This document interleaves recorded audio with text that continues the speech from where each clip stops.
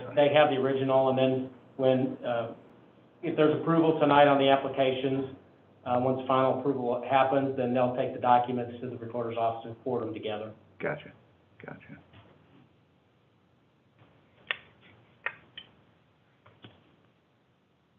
Any other questions or issues with it? Entertain a motion. Make a motion to approve the Lot 43 Stone Lot petition to vacate utility and drainage easements. Second. Got a motion and a second. All those in favor? Aye. All those opposed? Ayes have it, motion carries. All right. Next up on new business will be, what am I looking at here? Yes, Stone Lake replat of This is the Lot second 43, part. the second part, yeah. Same thing. I probably explained it enough for You did. everybody, but, they're acquiring some ground from the homeowners association, and this final plat replat takes that ground, combines it into one drawing of their extended lot, again, dedicates some extra easements on that property as well. And they have a deed document from the homeowners association that they'll record with the final plat if it's approved. And the homeowners association also emailed me to say that they don't have an issue with this application, I think just follow it up again rather than just relying on that deed.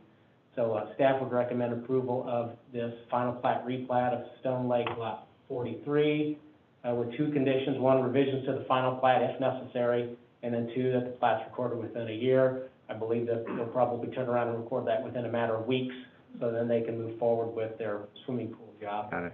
This will be forwarded to the Board of Aldermen at their meeting, along with the petition to vacate application. Thank you, David. Any further comments? Okay, I would entertain a motion for this as well. Make a motion to accept with staff recommendations the replat of Lot 43. Second. Got a motion and a second. All those in favor? Aye. All those opposed? The ayes have it, motion carries. All right, item C under new business is 606 South Grove, is a cut for single-family dwelling in C District, public hearing as well. Yes, I'll give some staff comments. CUP stands for conditional use permit, for those that don't know. Wayne Cookie Rickle is here today. He's the owner of 606 South Grove Street. He's here to request renewal of a conditional use permit to use 606 South Grove Street as a single-family dwelling in an area zoned C General Commercial Zoning District. This building was previously located at another location in town, was moved to this location 2006 or 7 or so, and certificate of occupancy was given in 2009. In 2013 and 2018, conditional use permits were granted to use this building as a single-family dwelling with a few conditions. One, that the permit expires after 5 years. Two, that it expires if the property becomes vacant for 6 months or becomes occupied by a commercial use, which there'd be no reason for the conditional use permit. And three, that the property shall meet residential parking requirements. The reason for that is if it's used residentially, we want to make sure that residential-style vehicles are parked there. We don't allow, for example, semi-truck tractors to be stored in your neighborhoods. Shouldn't be on this property if it's used single-family, so that's the reason for that. In 2008, when a conditional use permit extension was granted, there was another condition added that the permit would expire upon sale of the property. The Rickles application tonight to renew the conditional use permit asks for removal of the 5-year limitation and condition 4, the expiration upon change in ownership, as those conditions have affected their ability to sell the property. Building inspector back in 2018 performed a courtesy inspection of the building. We like to look and see if it has facilities to be used as a single-family dwelling like we've done in some of our others. So we looked to see if it's got a bathroom, kitchen, and it did at that time. There's not been a commercial user since that time, so I think everything, we didn't go do another follow-up inspection, but we just assumed that nothing has changed inside. Public notices were posted in the Courier Tribune on February 25th and March 4th. and property, notices were mailed to property owners within 185 feet of the, property. And staff would recommend approval of the conditional use permit with the following conditions, and it's basically condition number 2 and condition number 3 from the previous approvals, that it shall expire if the property becomes vacant for a period of 6 consecutive months or at such time a commercial tenant occupies the building. And then 2, property shall meet residential parking requirements, including but not limited to restrictions pertaining to commercial vehicles and residential neighborhoods, as I explained earlier. This application will be before the Board of Aldermen for consideration. It is a public hearing, so you want to open the floor to public comment. Okay, thank you, David. Yep. I will, open the floor at this point for public comments, as, nobody's on the line for this one, correct? On the internet, nobody's on? No. Okay, so everybody's here. Now, I know Brad's a neighbor, but he may or may not have come. Okay. Go ahead and talk and Okay, go ahead.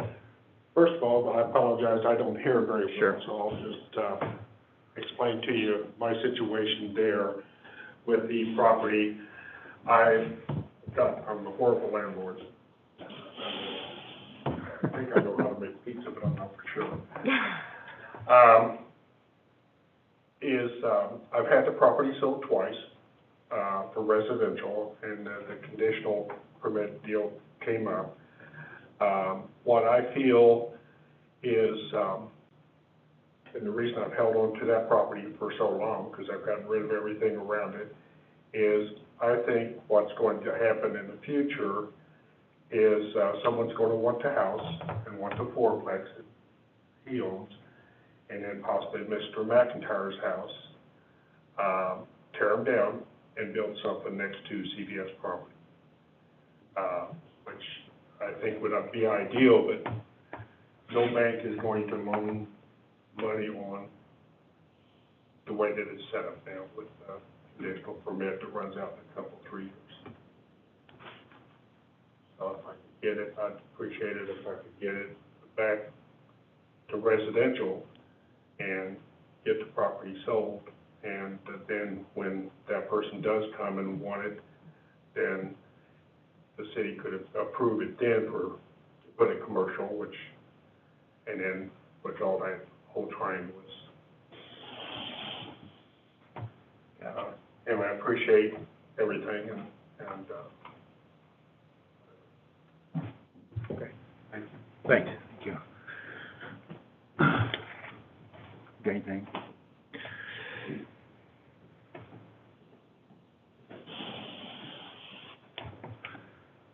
Good evening. I'm Brad Earl, the adjacent property owner to the northern side of Cookie's property. And I'm in favor of Cookie having it zoned as residential. It won't affect my property in any way. So I have no problem whatsoever. I'm in favor of him getting it zoned as he wishes. Okay, thank you, Brad. All right, with no other, people in the audience, I'll close this portion of the meeting and, open up for staff comments, staff questions. So, nutshell, we're trying to do what now? I mean, I'll listen to it, The property is zoned, the property is zoned commercial. okay? He's not had a commercial tenant. They'd like to use it as a single-family dwelling, which is what they have done for several years. Okay, This would be an extension of that conditional use permit. In the staff report, I comment on rezoning it from commercial to residential, and that's not been supported in the past because that triangular area bound by 92 and Grove Street and 33 Highway is pretty much a commercial area, and we think that the highest and best use, at least in the future, is going to be for commercial uses. All the property is zoned commercial. There's McIntyre is the house to the south of Cookie's property, that's zoned commercial. Brad's property, even though it has a multifamily dwelling on it, it's also zoned commercial. It's never ceased to be used that way, so he can continue to use it in that fashion. There's no problem with that. Staff we just don't feel that, and it's supported by the comprehensive plan as well, calls for commercial and mixed use types of use there in that triangle. It's appropriate to leave it zoned commercial. We do have that ability, though, with a conditional use permit to approve it as, to be used as a single-family dwelling in certain circumstances. You know, if the building was a single-family dwelling, or at one point was a single-family dwelling, that's one of those cases where it might be appropriate, as we've used in the past, we've done that in the past on some other properties. So that whole triangle is commercial, current, Correct, everything. The vacant lots to the south, right. everything. So it's basically under a CUP now, Correct. just looking to continue that.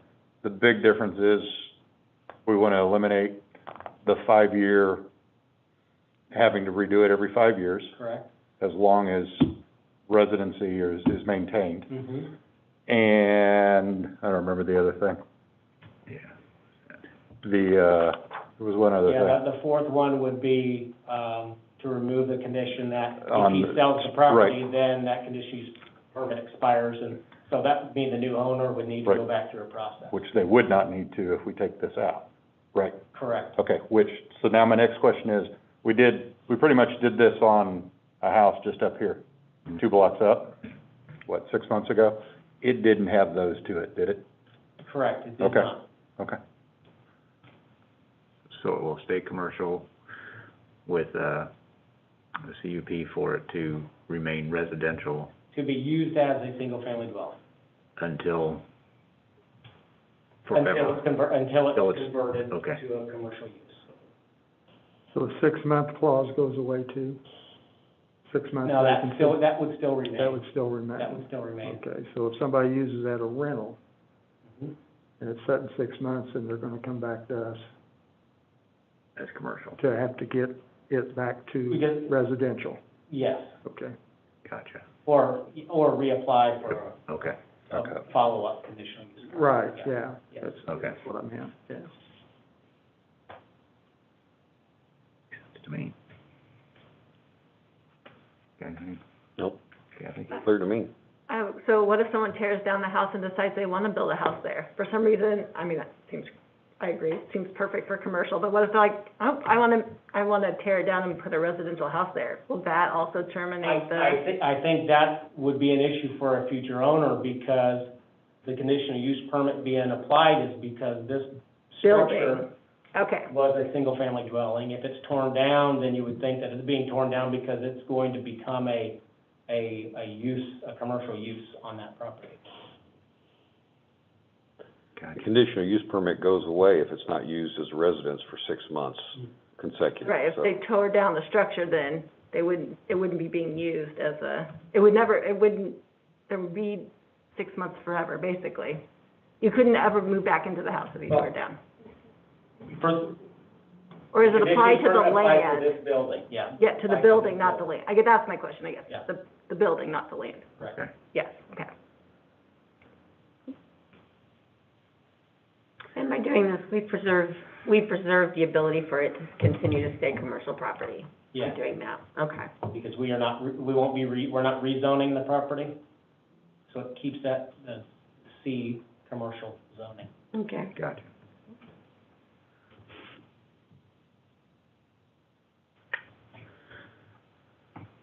If there are no other comments, I entertain a motion.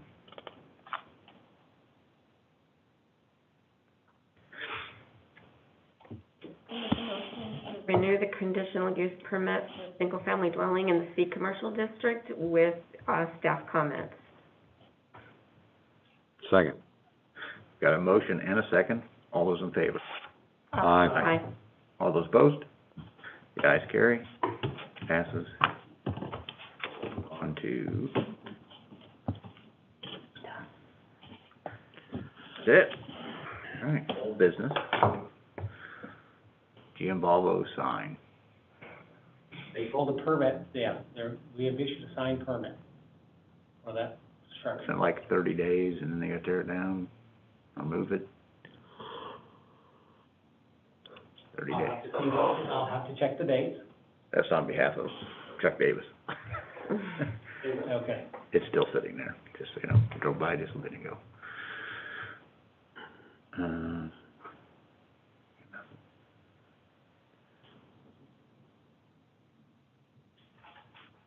Chaston, you got anything?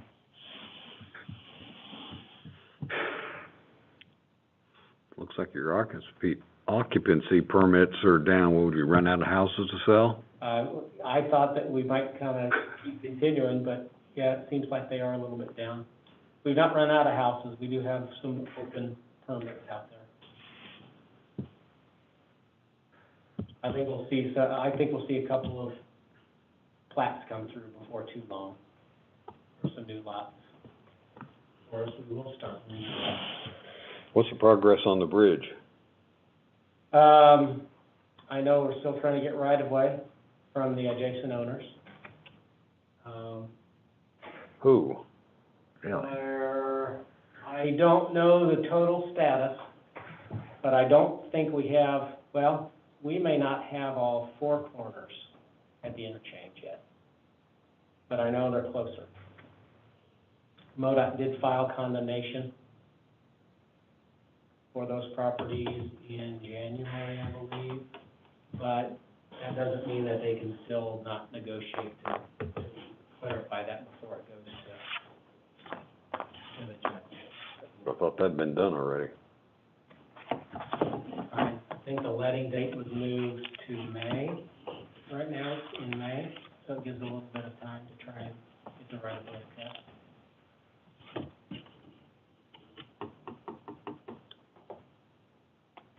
All right, no other discussion? Entertaining motion to adjourn. I make a motion to adjourn. Second. Got a motion and a second, all those in favor? Aye. Opposed? Ayes have it. Adjourned. Next month might be a little busier.